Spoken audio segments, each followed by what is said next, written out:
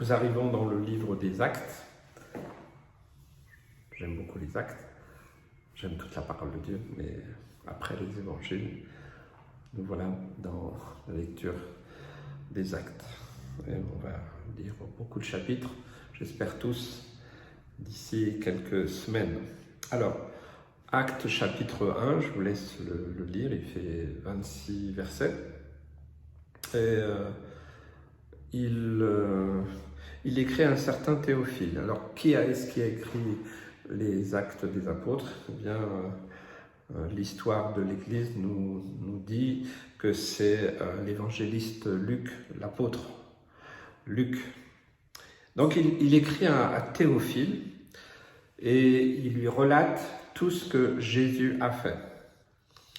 Alors, ce qui est intéressant quand on lit, et vous allez le relire, c'est que Luc dit à Théophile que son évangile n'est que le début de ce que Jésus avait commencé à faire et à enseigner. Donc, quand on lit les Actes des Apôtres, on doit comprendre une chose, c'est que on doit le comprendre, c'est que c'est une continuité des œuvres de Jésus à travers ses disciples, ses apôtres. C'est une continuité. On pourrait dire que c'est un évangile en plus. Mais donc les Actes des Apôtres, ça veut bien dire ce que ça veut dire. Donc on voit ici que le temps était venu pour Jésus de rejoindre son Père dans le ciel et, comme la Bible nous le dit, de s'asseoir à sa droite. Mais avant de partir, Jésus se montre à plusieurs personnes.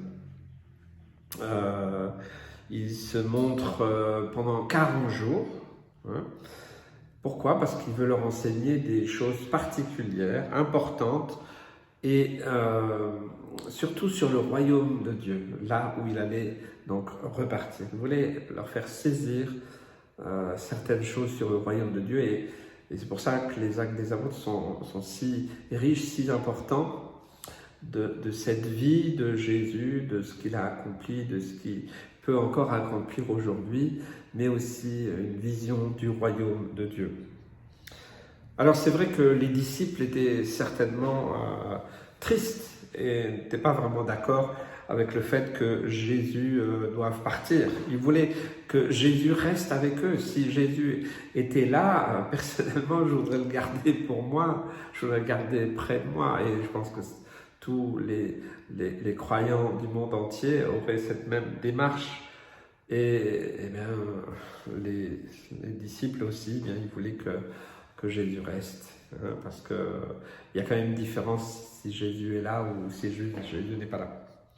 Parce que pour eux, bien, c'était rassurant.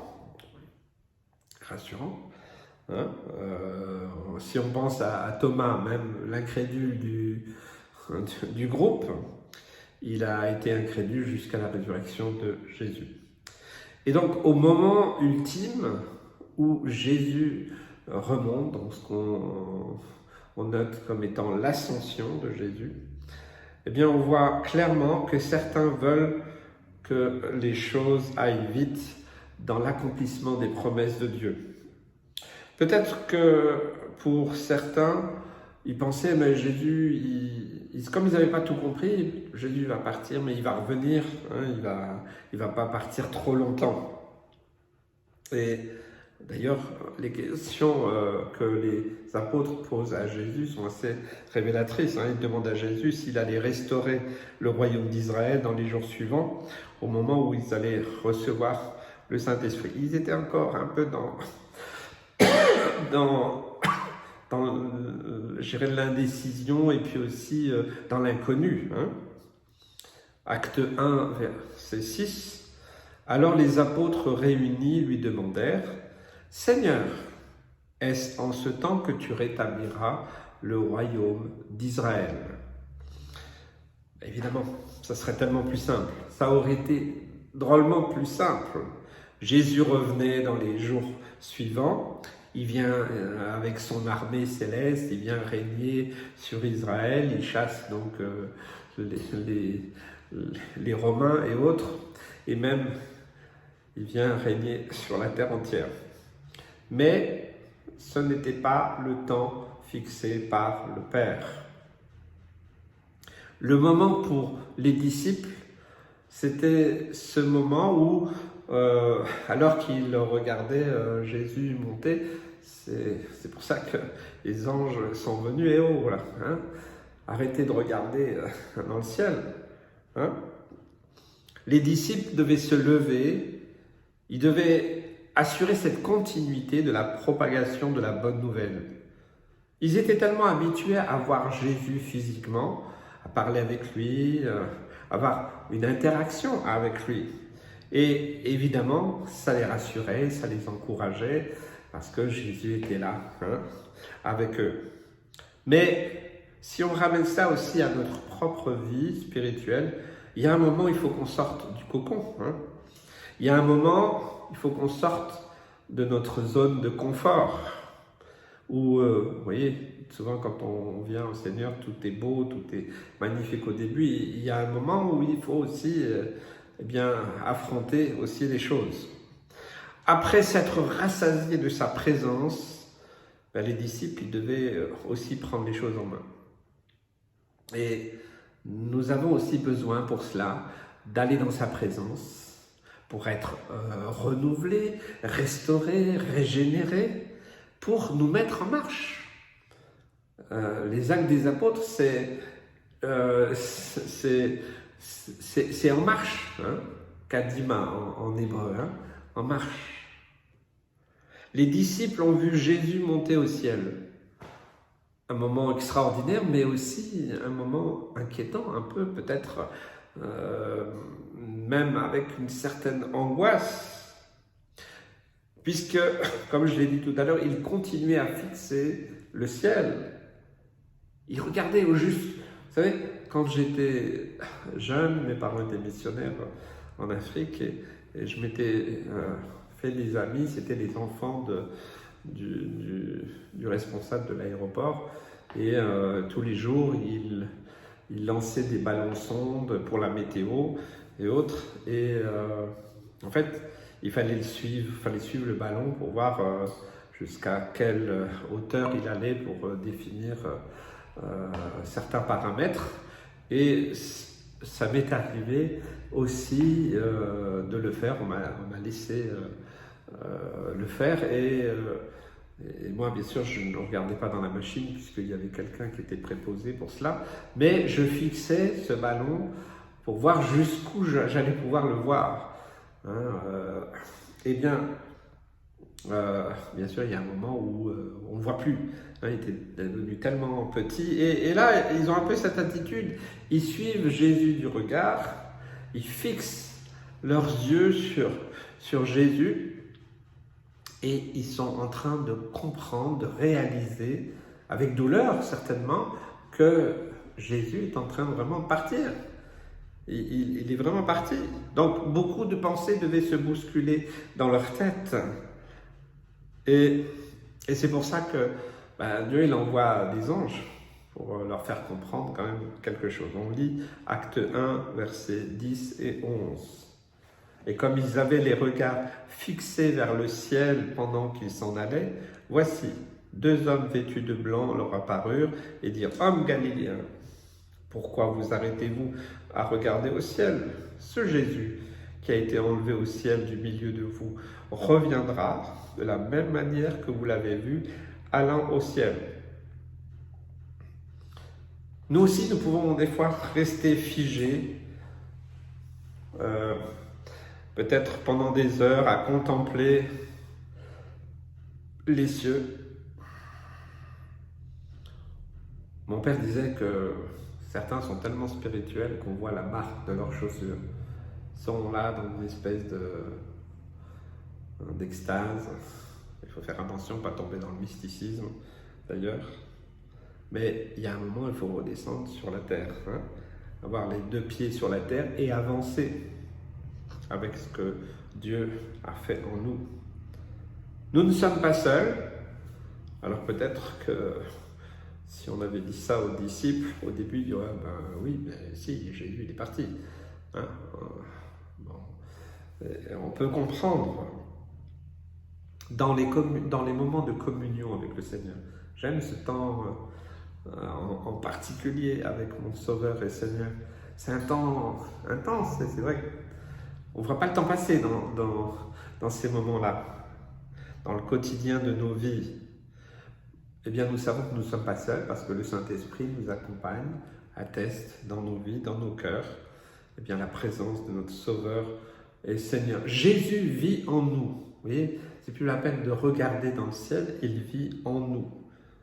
C'est comme ce qu'il a dit, puisqu'il a dit qu'il viendrait faire sa demeure en nous. Donc nous sommes des mini-temples, nous portons sa présence partout où nous allons.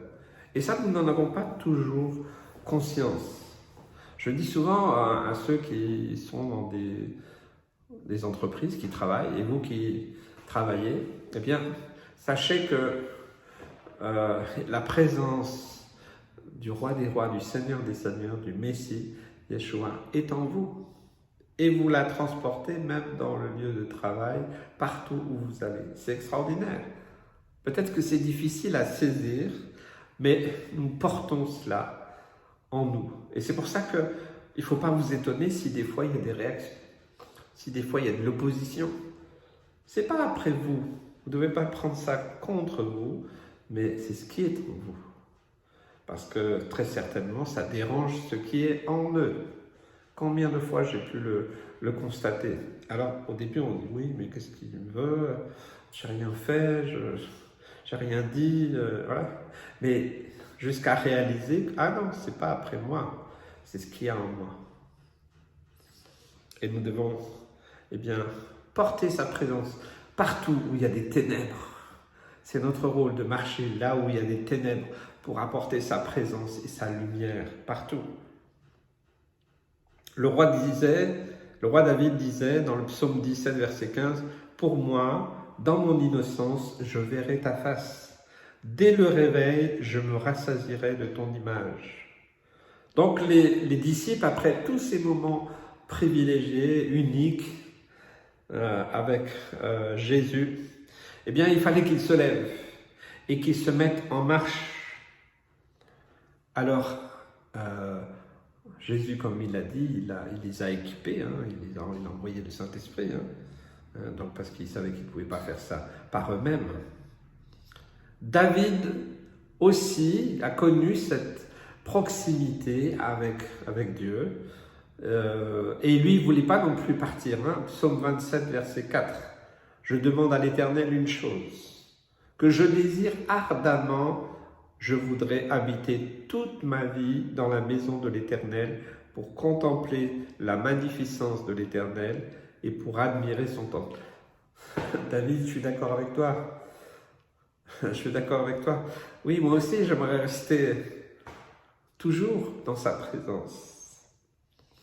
Pour les disciples, pour les apôtres qui étaient en train d'éclore, après ce temps de formation avec Jésus, eh bien, il y avait un nouveau chemin qui s'ouvrait, un nouvel évangile qui commençait. Et cela allait bouleverser le monde entier, jusqu'à encore aujourd'hui, plus de 2000 ans après. Parce qu'il a été accompagné, bien sûr, de la puissance du Saint-Esprit. Et donc, après être un peu en extase, et après que Dieu envoie ses anges pour dire, bon, écoutez, il faut peut-être redescendre un peu sur terre. Ils se sont mis en marche et ils ont obéi à l'ordre du Seigneur. Et dans un premier temps, ils sont allés à la chambre haute, comme ça leur a été dit. Ils ont pris quelques décisions, par exemple, ils ont remplacé Judas. Ils ont remplacé Judas pour mettre quelqu'un en tant qu'apôtre à sa place. Donc ils ont commencé à prendre des décisions concrètes. Ils n'étaient pas là comme ça en train d'être simplement dans la contemplation, dans l'attente. Non, mais ils ont commencé à marcher et à continuer l'œuvre. On pourrait dire que après le départ de Jésus, c'est comme si avant ils étaient des étudiants des jeunes, vous savez, moi j'ai rencontré plein de jeunes qui étaient à l'école biblique et autres. Bon, il y a certains concepts, autres, on n'apprend pas tout à l'école biblique, hein. Ne croyez pas, certainement pas. Mais des fois, certains repartent avec des illusions. Puis après, il y a la réalité, et puis des fois, c'est un peu en décalage, et même des fois, beaucoup en décalage. Donc, il y a le temps de la maturité.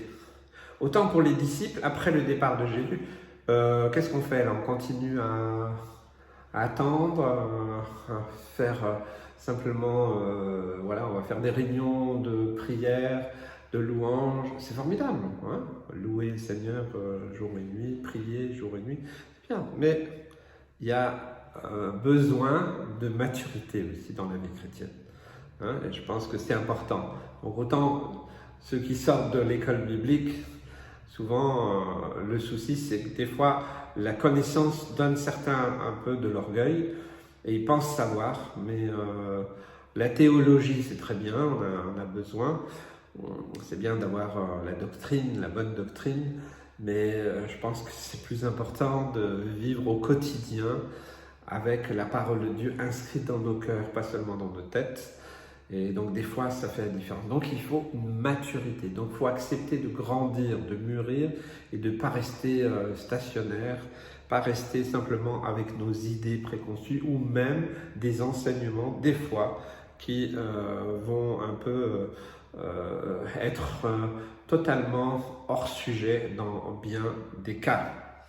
Donc c'est pour ça que eh bien, les disciples, on pourrait dire, ils étaient disciples jusqu'à ce que Jésus parte. Après, ben, voilà, il a choisi des apôtres, mais je pourrais dire qu'ils sont vraiment devenus des apôtres matures à partir du départ de Jésus. Et ils se sont trouvés face à de l'inconnu. Qu'est-ce qu'ils allaient faire, quelles décisions ils allaient prendre, comment ça allait évoluer. Ils n'en savaient strictement rien. Donc on a besoin, nous aussi, de grandir en maturité. Peut-être dans un certain inconfort. Il y a des choses nouvelles qu'on ne sait pas. Moi, des fois, Seigneur, je ne comprends rien, je ne sais pas, j'ai besoin de ton aide. On a besoin de prendre des décisions. Sinon, on va se cacher dans un, je sais pas, dans un manoir ou dans un lieu désert, parce qu'on veut voir personne et puis qu'on ne veut rien décider, on veut juste être des contemplatifs. Par moments, c'est important de le faire pour justement grandir, mûrir, apprendre, laisser le Seigneur par son esprit, sa parole. Mais on ne peut pas rester en permanence dans cette situation. Il y a des fois de l'inconfort qu'il faut affronter. On apprend à prendre des décisions. Faire face à des changements, on a prévu ça, puis tout va de travers. C'est pour ça que des fois, peut-être des jeunes qui arrivent dans le ministère et qui n'ont pas été confrontés à certaines réalités, ils sont complètement dépassés. Ils vont appliquer, je dirais, des solutions qui ne sont pas adaptées. On a besoin aussi d'être malléable entre les mains du Seigneur. Malléable. Malléable, ça ne veut pas dire tolérant ou faire des compromis. Malléable, c'est dire, ok Seigneur, voilà, tu peux faire ce que tu veux avec moi, j'accepte. Si je m'éloigne, Seigneur, ramène-moi. Je ne vais pas avoir l'orgueil, oui, j'ai raison, et puis voilà, pas s'entêter, pas se rebeller, mais d'accepter d'être malléable, d'être mis en question, de changer, voilà. Et pour cela, pour rentrer dans une nouvelle saison, pour bien sûr un but, c'est se conformer à la parole de Dieu, pas à nos idées, pas à nos pensées, pas à ce que les gens veulent. Vous voyez, c'est là des fois aussi la difficulté. Peut-être que la maturité ne va pas venir d'un coup, peut-être qu'au lieu de faire un pas, alors plus ou moins grand, peut-être ce sera un demi-pas ou un millième de pas, mais le tout c'est de ne pas rester statique. Parfois même dans nos vies, on se rend compte que il y a des pas en arrière des fois. Oula, je suis en train d'avancer trop vite là. J'ai prêché un jour un message sur le fait de voir Jésus, de marcher en voyant Jésus. Si tu ne vois plus que ses pas, c'est que tu as dépassé Jésus. Donc là, il y a un souci. Des fois, on va aller tellement vite. Alors, il s'agit de s'arrêter et puis de revenir en arrière à l'endroit où on a laissé Jésus. Parce que là, on est peut-être en train de dérailler. Je pense que c'est important. L'essentiel, c'est d'avancer, mais pas n'importe où, pas n'importe comment. De partir de là où nous sommes, avec la foi que le Seigneur nous a donnée. Ne prenons pas le risque de tomber dans une vie qui contemple ce qu'elle n'a pas au lieu de la vivre. Vous savez, il y a un dicton qui dit qu'on peut rêver sa vie, mais jamais la vivre. On peut toujours être dans les projets, dans plein de choses, mais jamais le vivre. Jamais. Parce qu'on ne prend pas de décision, parce qu'on ne veut pas affronter certaines choses, donc on reste des enfants, des bébés spirituels, et on n'est que dans les rêves, rêve tes rêves, ça c'est complètement en dehors de la parole de Dieu, non. Tous ceux qui ont eu des rêves, qui ont été interprétés, puis si vous voulez rappeler le pharaon avec Joseph, c'était pour un but bien précis, c'était clair, c'était net. Donc que le Seigneur nous renouvelle, nous encourage dans sa présence, afin qu'on puisse se mettre en marche concrètement, en étant sûr et certain qu'il est à nos côtés. Ça, c'est de la maturité. Oui, c'est important. Tout au long de nos journées, nous pouvons comprendre, saisir que Dieu est avec nous, que Jésus est en nous, que son esprit est là. Si nous en prenons de plus en plus conscience, ça va changer beaucoup de choses dans nos choix, nos décisions, nos réactions, nos mobiles, nos motivations. Ça va changer beaucoup de choses. Mais beaucoup l'oublient et pensent que c'est moi qui dois décider, c'est moi qui... Et l'orgueil et la chair prend le dessus. Et on laisse Jésus derrière. Et sa présence, finalement, c'est surtout notre présence. Et c'est nous qui prenons le trône de notre vie. Et il ne faut pas s'étonner qu'après, il y a des fois des dégâts. Nous prenons le temps de le remercier, de le louer. Sois reconnaissant. Si tu veux grandir, si tu veux devenir un homme, une femme mature, apprends à être reconnaissant. Reconnaissant. Et puis, d'accepter aussi de demander son secours, de dire, je ne comprends rien. Je ne sais pas où j'en suis. Ok Seigneur, mais je vais continuer à avancer par ta grâce. Seigneur, j'ai besoin de ton conseil. Combien de fois ça m'est arrivé d'être devant des impasses, des choses où je n'avais pas de solution. Je dis, Seigneur, mets à la lumière tout ce qui est caché. Seigneur, aide-moi à prendre cette décision. Seigneur, mets en moi, Seigneur Jésus, ta pensée. Mais je vais prendre cette décision. Et si je me trompe, tu vas me ramener. Vous voyez? Pour agir dans la paix, non pas dans le conflit. Parce que la Bible nous dit que c'est lui qui nous donne le vouloir et le faire. Pourquoi? Parce que le Seigneur, depuis qu'il est reparti au ciel, ne veut pas qu'on reste statique. Il veut qu'on avance. Qu'on avance en comprenant. Alors je vous ai dit, peut-être un demi-pas, peut-être des fois un stop, des fois un ou deux pas en arrière, mais on est en mouvement. Il y a un mouvement. Jésus vit en nous. Est-ce que tu réalises que Jésus vit en toi? Et si tu n'as pas encore fait la paix avec Dieu, si tu n'as pas confié ta vie à Jésus, je t'invite à le faire maintenant. Parce que Jésus, il tape à la porte de ton cœur déjà, depuis longtemps. Ok Seigneur. Je veux que tu vives en moi. J'ouvre la porte. Je te laisse agir. Tout ce que tu vas me montrer, je vais le faire. Je vais me repentir parce que je suis un pécheur. Parce que j'ai voulu vivre par moi-même. Voilà, c'est important. Éphésiens 3, versets 20 et 21. Or, à celui qui peut faire par la puissance qui agit en nous, infiniment au-delà de tout ce que nous demandons ou pensons. À lui soit la gloire dans l'Église et en Jésus-Christ, dans toutes les générations des siècles. Amen. Amen, simplement cet encouragement.